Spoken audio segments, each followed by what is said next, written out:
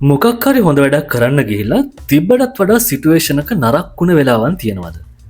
ආර්ථික විද්‍යාවේදී මේ වගේ සිදුවීම් වලට කියන්නේ කෝබ්‍රා ඉෆෙක්ට් එක කියලා. මේක සිංහලෙන් කිව්වොත් අපි නාගාචරණය කියලා කියමුකෝ. මේ අපූරු නම හැදෙන්න සිදුවුණු සිදුවීම සිද්ධ වුණේ අපේ අසල්වැසි ඉන්දියාවේ. කතාවල හැටියට මේ කාලේ ඉන්දියාව බ්‍රිතාන්‍යයේ යටත් විජිත රාජ්‍යයක්. මේ කාලේ ඉන්දියාව පාලනය කරපු බ්‍රිතාන්‍ය ආණ්ඩුවට නිතර දෙවේල දකින්න හම්බේන විශ්වසහිත සර්පයෝ හරිම කරදරයක් වෙලා තිබ්බේ. මේක නිසා මේ අය තීරණය කළා විශේෂ වැඩසටහනක් දියත් කරන්න. ඒ වැඩසටහනට අනුව සර්පයෝ මරලාගෙන ඕන කෙනෙක්ට මේ අය ත්‍යාග මුදලක් ප්‍රදානය කළා. කොහොම හරි මුලින් මේ වැඩසටහන ඉතාම සාර්ථකව ගියා. මිනිස්සු දිගින් දිගටම සර්පයෝ මරලා ගෙනත් දීපු නිසා සර්ප ගහනයත් අඩු වෙන්න පටන් ගත්තා. හැබැයි හැම දෙයකදීම වගේම මිනිස්සු හොයාගන්නවා ඉක්මනින් සල්ලි හම්බ කරන්න පුළුවන් කපටි ක්‍රම. මේකෙදි සිද්ධ වුණේ අන්න එහෙම දෙයක්.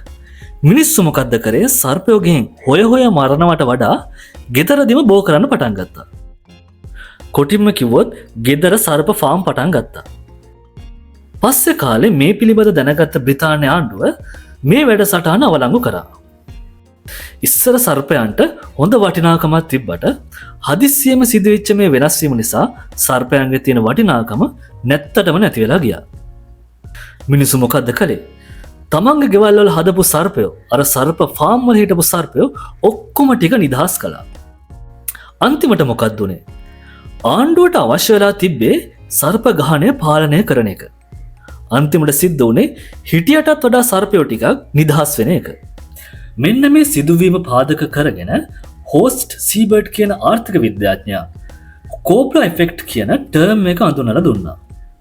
මෙහිදී ඔහු ඉන්සෙන්ටිව්ස් එහෙම නැත්නම් දිරිගැන්වීම් ලබා දීමේදී මේ කෝබ්‍රා ඉෆෙක්ට් එක ඇතිවන්නේ කොහොමද කියලා පැහැදිලි කරනු ලැබුවා.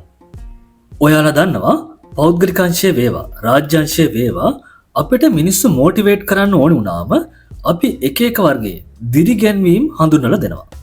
මේ ඉන්සෙන්ටිව් එක එහෙම නැත්නම් දිරිගැන්වීම පෞද්ගලික අංශය නම් බෝනස් එකක් එහෙම නැත්නම් අලෝවන්ස් එකක් රාජ්‍ය අංශය නම් සහනාධාරය ටැක්ස් එකක් කෝටා එකක් ක්‍රෙඩිට් එකක් මේ එක ආකාරයෙන් ලබා දෙන්න පුළුවන්. මේ කෝබ්‍රා ඉෆෙක්ට් එක ඇති වෙන්නේ අර කලින් කියපු දිරිගැන්වීම් මිනිස්සු මොටිවේට් කරන්නේ නැතුව පර්පස් ඉන්සෙන්ටිව් එකක් ඉදිරියට වැඩ කරන්න පටන් ගත්තා. මොකද්ද මේ පර්පස් ඉන්සෙන්ටිව් එකක් කියලා කියන්නේ? පෞද්ගලික අංශය වේවා රාජ්‍ය අංශය වේවා ලබා දෙන කිසියම් දිරිගැන්වීමක් ඉන්සෙන්ටිව් එකක් ඒ දිරිගැන්වීමෙන් බලාපොරොත්තු වෙන අරමුණට වඩා හාත්පසින්ම වෙනත් අහිතකර ප්‍රතිඵලයක් ලබා දෙන ඉන්සෙන්ටිව්ස් පර්පස් ඉන්සෙන්ටිව් විදියට හඳුන්වලා දෙන්න පුළුවන්. මේ කෝබ්‍රා ඉෆෙක්ට් එකටයි පර්පස් ඉන්සෙන්ටිව් එකටයි උදාහරණ ගොඩාක් තියෙනවා. මං එක කතාවක් කියන්නම්කෝ. වර්ෂ 2005 දී යුනයිටඩ් නේෂන් එක හරිතාගාර වායු විමෝචනය අඩු කරන්න වැඩසටහනක් හඳුන්වා දුන්නා. මේ වැඩසටහනේ විදිහට ඒගොල්ලෝ විසින් විනාශ කරන හරිතාගාර වායුන් වලට කාබන් ක්‍රෙඩිට් එකක් ලබා දුන්නා. මොකද්ද මේ කාබන් ක්‍රෙඩිට් එකක් කියලා කියන්නේ?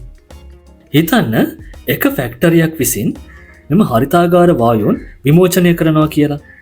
ඒගොල්ලොයි පිට කරන වායුන් අඩු කොළොත් හරි පරිසරයට බැහැරවීම නැවැත්වොත් හරි ලකුණු ලබාදීමක් වගේ එකක් සිදු කරනු ලබනවා. අන්න ඒ ලකුණු පස්සේ තව කෙනෙක්ට විකුණලා සල්ලි බවට පරිවර්තනය කරගන්න පුළුවන්. කොහොම හරි මේ වැඩසටහන විසින් මූලිකවම ටාගට් කරපු හරිතාගාර වායුව වන්නේ HFC 23 කියන හරිතාගාර වායුව. ඇත්තටම HFC 23 කියන්නේ HCFC 22 කියන අපි ශීතකරණ වලදී ඒ වගේම එයාර් කන්ඩිෂනර් වලදී භාවිත වන වායුව නිෂ්පාදනයේදී ඇතිවන බයි ප්‍රොඩක්ට් එකක්. එහෙම නැත්නම් අතුරු ඵලයක්. හැමදාමත් වෙනවා වගේ මේ වෙලාවේදීත් මිනිස්සු ඒ කියන්නේ ෆැක්ටරි ඕනර්ස්ලා මේ ක්‍රියාවලියේ තියෙන පුංචි ලූප් හෝල් එකක් හොයාගත්තා. ඒ කියන්නේ ක්‍රියාවලියේ තියෙන පුංචි සිදුරක්. මේ තේරුම් ගත්තා ඒගොල්ලෝ HCFC 22 කියන වායුව වැඩියෙන් නිෂ්පාදනය කළොත් HFC 23 කියන වායුවත් වැඩියෙන් නිෂ්පාදනය කළා ඒ ගමම වැඩියෙන් විනාශ කරන්න පුළුවන් කියලා. එතකොට වැඩි වැඩියෙන් කාබන් ක්‍රෙඩිට් එකත් ලබා ගන්න පුළුවන්. අන්තිමට සිද්ධ වුණේ හරිතාගාර වායු නිෂ්පාදනය අඩු වෙනවා වෙනුවට අති විශාල ප්‍රමාණයකින් වැඩිවීම.